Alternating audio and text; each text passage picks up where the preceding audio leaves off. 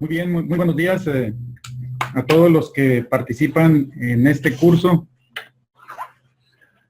La materia que vamos a llevar se titula Filosofía de la Educación. En esta primera ocasión, por fallas en la coordinación, no vamos a poder estar en directo, pero sí van a poder observar la clase grabada. Vamos a dar una introducción a la clase para que tengan la noción de lo que vamos a llevar. Veremos primero el contenido del programa de esta materia. El primer tema con el que iniciaremos se titula Análisis sobre la filosofía y su objeto. El segundo se titula Análisis sobre la causa material de la educación, que es el hombre. Dentro de ese tema, analizaremos el origen del universo, el origen de la vida, el origen del hombre, así como la finalidad del hombre. En el tercer tema tenemos el análisis de la persona humana. Y ahí analizaremos su definición y el origen del concepto. Analizaremos las perfecciones de la persona humana y sus imperfecciones. En el cuarto tema analizaremos la educación desde el punto de vista de la filosofía aristotélica con la teoría de las causas de Aristóteles. Y tendremos el análisis de la causa material, la causa formal, la causa eficiente, la causa ejemplar, la causa instrumental y la causa final de la educación. El quinto tema será el concepto de educación y el sexto tema con el que cerraremos esta materia se titula Virtudes y Valores, donde veremos dos aspectos, las virtudes cardinales y los valores y la educación. Los criterios de evaluación de este curso son los siguientes. Las participaciones en clase, que deberán ser 8 por cada uno de los participantes, tiene un valor cada una del 3%, lo que implica un valor total de las participaciones del 24%. Deberán realizar 5 reportes de lectura, que sumarán en total el 40%. Realizarán un análisis de video, que tiene un porcentaje del 16%, y realizarán 4 cuestionarios de clase, que tienen un valor del 20%, con lo que suma el 100%. En esta primera clase veremos lo siguiente. Primero, el concepto de filosofía, la definición formal y la definición real. Analizaremos o realizaremos la introducción a la filosofía de la educación, partiendo de las interrogantes sobre la educación y el hombre. Y como tercer aspecto veremos el origen del universo a través de la teoría materialista y la teoría espiritualista. Como actividades derivadas de esta primera sesión, tendrán las siguientes tareas. Primero, realizarán un análisis de la lectura Naturaleza de la filosofía. La segunda actividad será un análisis de la lectura La metafísica de Parménides, que trata de las cualidades del ser. La tercera actividad es el análisis del video Cómo fue creado el universo. Y la cuarta actividad es resolver el cuestionario sobre esta clase. Quiero decirles que estas actividades ya se encuentran en la plataforma, se encuentran los materiales que deberán leer y también se encuentra el link para que accedan al video. En lo que se refiere al análisis de las lecturas y del video, utilizarán un formato de análisis de lectura y un formato de análisis de video que se encuentran también ahí en la plataforma para que lo descarguen. Estas actividades deberán realizarlas durante la semana y tienen de plazo hasta el próximo viernes, antes de la clase del siguiente sábado. Sin más preámbulos, pues daremos inicio a la clase.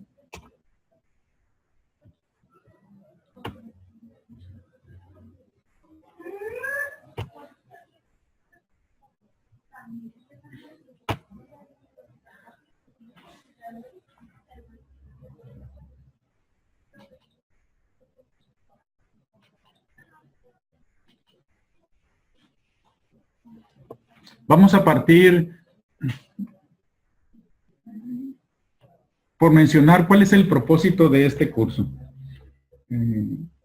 Este curso tiene como propósito fundamental realizar un análisis y una reflexión sobre la educación con la finalidad de que podamos entender la naturaleza, la esencia, los fines y los valores de la educación.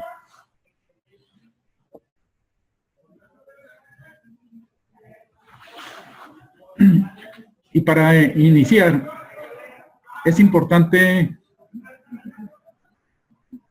que tengamos claro cuál es el papel de la filosofía dentro de la educación. ¿Qué relación tiene la filosofía con la educación? Y habrá que, entonces, analizar ambos conceptos por separado. E iniciaremos con el análisis del concepto de filosofía, esto es, analizando su definición. Pero antes de ver la definición de filosofía, es conveniente que tengamos claro que existen dos tipos de definición. Una definición etimológica, y la definición etimológica es la que nos dice el origen del concepto, el origen de la palabra. Y una definición real, que es la que nos dice lo que una cosa es en la realidad. La definición etimológica de filosofía nos dice que esta proviene de los vocablos griegos philos, que significa amor o amigo, y la palabra sofía, que significa sabiduría. De acuerdo a los historiadores, señalan que este concepto se inicia en Grecia con el filósofo Pitágoras, a quien en una ocasión, al llegar al oráculo de Delfos, los amigos que se encontraban ahí lo reciben diciéndole: aquí viene el sabio Pitágoras. Y entonces él le respondió: yo no soy sabio, yo solo soy un amigo de la sabiduría. Y en ese momento surge el concepto de filósofo, que significa amigo o amante de la sabiduría.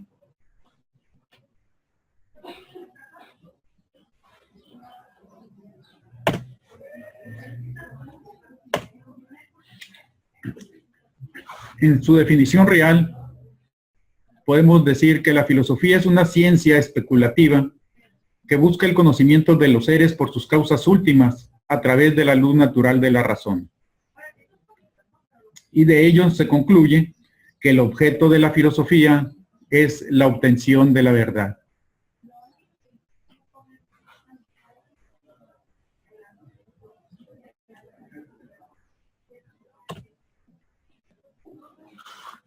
Y en este análisis sobre la filosofía de la educación, surgen algunas interrogantes. Y la más importante de todas ellas es saber qué es la educación.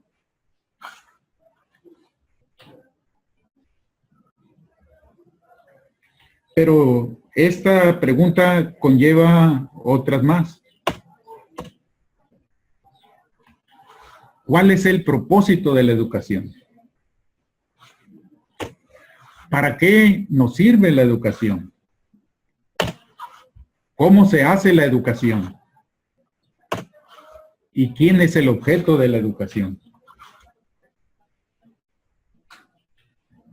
Y con relación al objeto de la educación, que sabemos que es el hombre, porque la educación solamente se puede dar en el hombre, surgen también otras interrogantes. Tenemos que saber qué es el hombre, saber de dónde venimos, y el saber de dónde venimos implica conocer cuál es el origen del hombre. Y la siguiente pregunta, también importante, es ¿y a dónde vamos? ¿A dónde va el hombre? Lo que implica contestar a la pregunta sobre cuál es la finalidad del hombre. ¿Y por qué es importante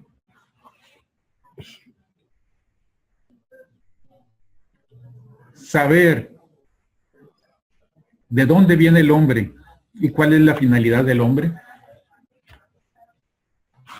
Pues simple y sencillamente porque al ser el hombre el objeto de la educación, la concepción que de él se tenga, la concepción que cada uno de nosotros tengamos sobre cómo se originó el hombre, de dónde proviene y cómo surge la vida en el universo, tendrá consecuencias sobre lo que será para nosotros la educación y la forma en cómo vamos a educar al hombre. Y vamos a iniciar con analizar la pregunta ¿de dónde venimos?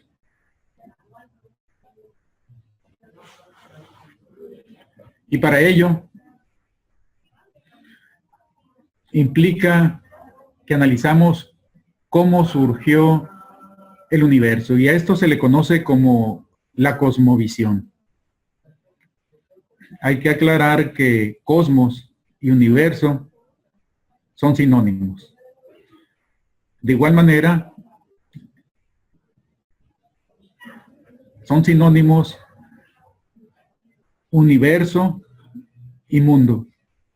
Así que indistintamente podemos usar cualquiera de esos conceptos, universo, mundo o cosmos. Y sobre el origen del universo, partiremos diciendo que existen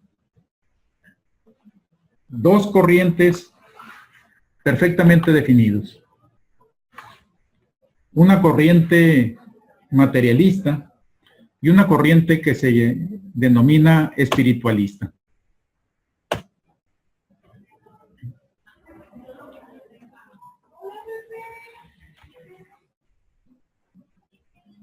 Tenemos que aclarar también que universo significa una sola versión.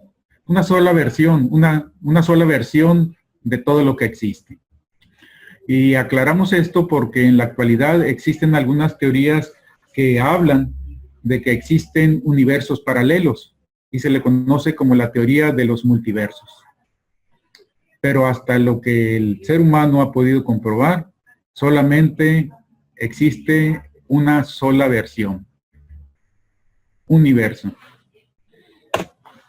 Y decíamos que existe la teoría materialista sobre el origen del universo y una teoría espiritualista. La teoría materialista nos habla que el universo se origina con lo que se conoce como el Big Bang y es sostenida por la teoría del Big Bang. La teoría espiritualista es sostenida por la conocida teoría creacionista.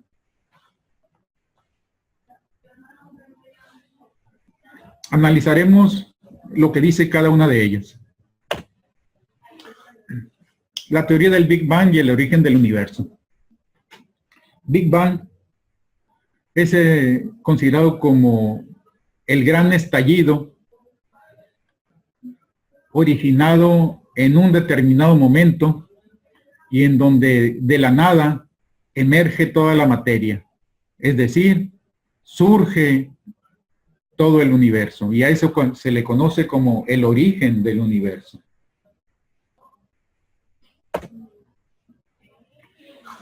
Dicen los científicos, defensores de la teoría del Big Bang, que la materia, antes de la gran explosión, era un punto de densidad infinita y que en un determinado momento explota generando su expansión en todas las direcciones y creando lo que hoy conocemos como nuestro universo.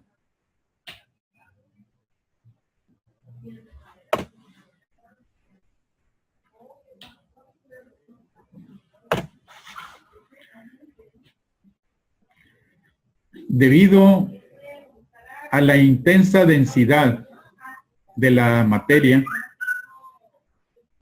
en esos primeros momentos el universo se expande con gran rapidez.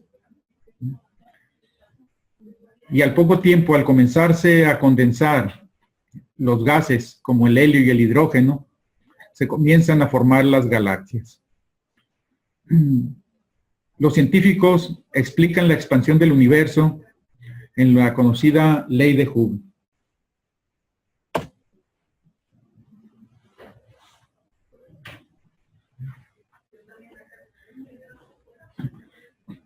Para mencionar lo que dice la ley de Hubble, diremos que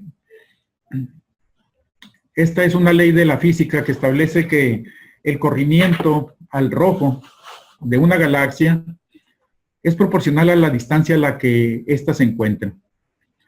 Y con esto se demuestra evidentemente el paradigma de la expansión del universo.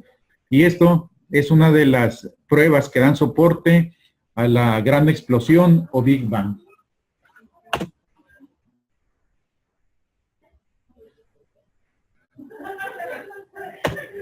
Por eso, de acuerdo con el modelo del Big Bang, el universo se expandió a partir de un estado extremadamente denso y caliente y continúa expandiéndose hasta el día de hoy.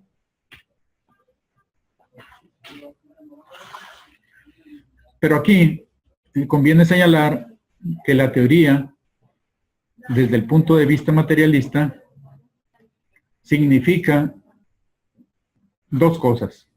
Primero, que antes de que existiera el universo, solamente existía la nada. Y segundo, que el universo se crea por sí mismo. Pasaremos ahora a lo que dice la teoría creacionista.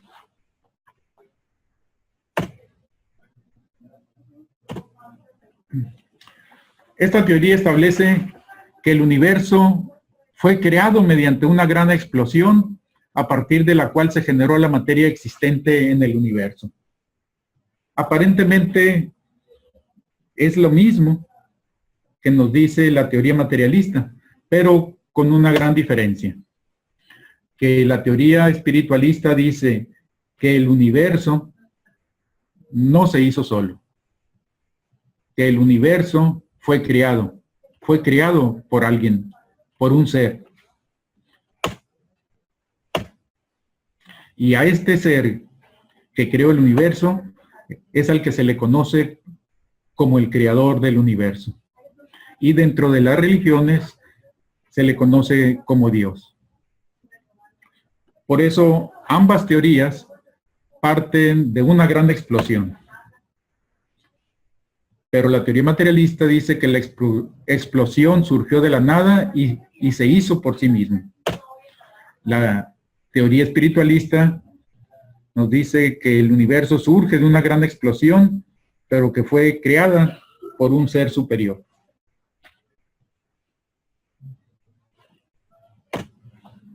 La teoría creacionista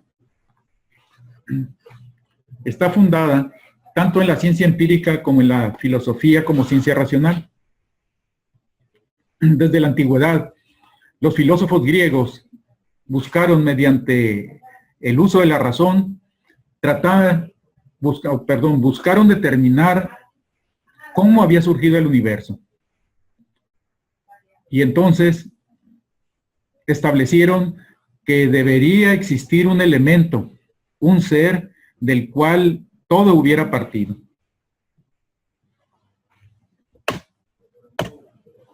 Y así tenemos que algunos filósofos, como Tales de Mileto, dijeron que ese ser del cual partió todo el universo era el agua. Anaximandro, por su parte, dijo que era una protocosa conocida como el apeirón. Anaxímenes dijo que ese elemento del cual todo había partido era el aire. Empédocles dijo que eran 4 elementos: aire, agua, tierra y fuego. Cabe aclarar que elemento significa aquello de lo cual algo está hecho. Pitágoras, por su parte, dijo que el elemento del cual estaba hecho o constituido todo el universo eran los números. Heráclito dijo que el elemento que constituía todo el universo era el devenir, esto es, el cambio constante. Devenir significa aquello que está por llegar a ser. Pero después de ellos aparece un filósofo que se conoce como Parménides de Elea, originario de la ciudad griega de Elea y fundador de la escuela eleática.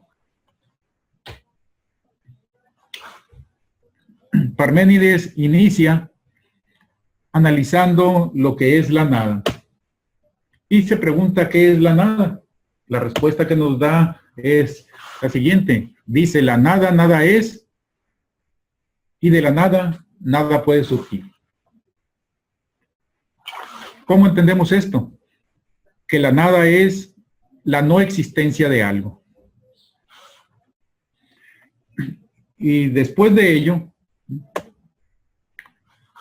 estableció el principio de identidad, que dice lo siguiente: el ser es, el no ser no es.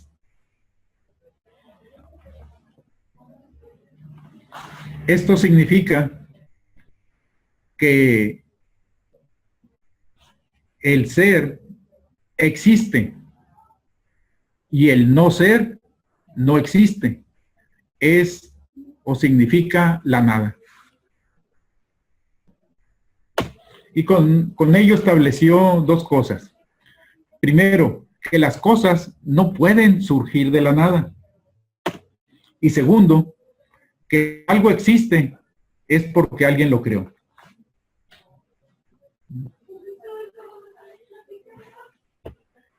Y con base en este principio, Parménides estableció que el universo tenía que haber sido creado por un ser. Y ese ser, creador del universo, tenía que tener ciertas características, las cuales estableció utilizando el principio de identidad, de que el ser es y el no ser no es. ¿Cuáles son esas cualidades del ser que estableció Parménides? Pues primero, que ese ser es un ser único. Que si hay un creador, tiene que ser uno.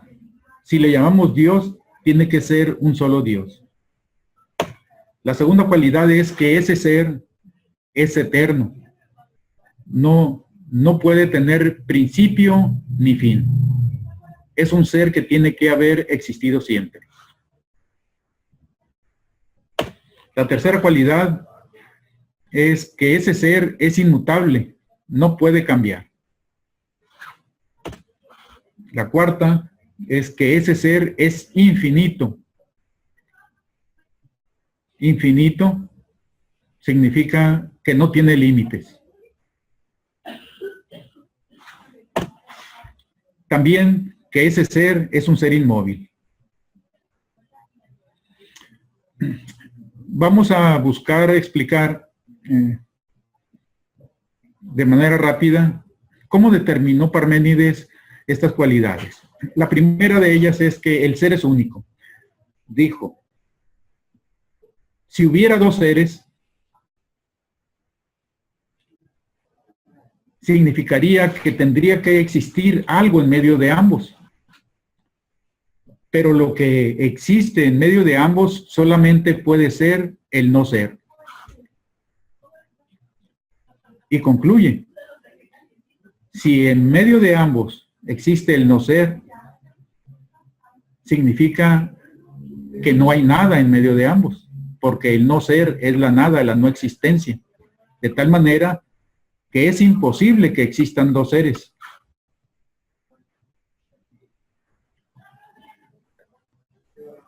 El segundo argumento de que el ser es eterno, que debe haber existido siempre, nos dice, si el ser no fuera eterno, tendríamos que preguntarnos, ¿qué había antes de que estuviera el ser? Pues la respuesta solamente puede ser el no ser, pero el no ser es la nada, la no existencia. Por lo tanto, el ser tiene que haber existido, no debe haber tenido principio. Y si el ser tuviera un final, ¿qué hay después de que el ser deje de ser? Pues el no ser. Pero el no ser es la nada. De tal manera que ni al principio ni al final podemos concebir la nada. Y así siguió utilizando este principio para explicar las diversas cualidades.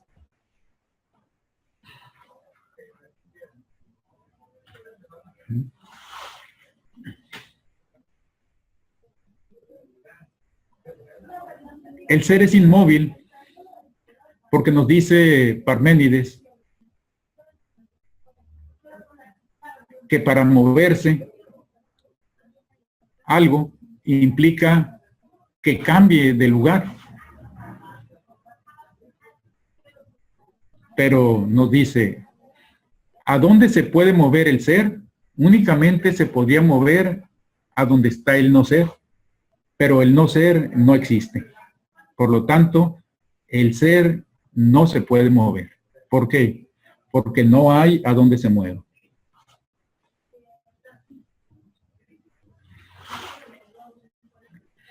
Y con esto concluimos la clase de este día.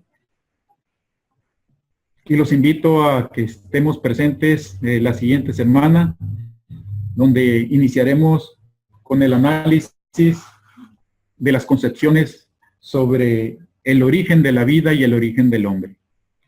Les recuerdo las tareas que hay que realizar, las actividades que ya se encuentran en la plataforma. Por su atención, muchas gracias y hasta la próxima.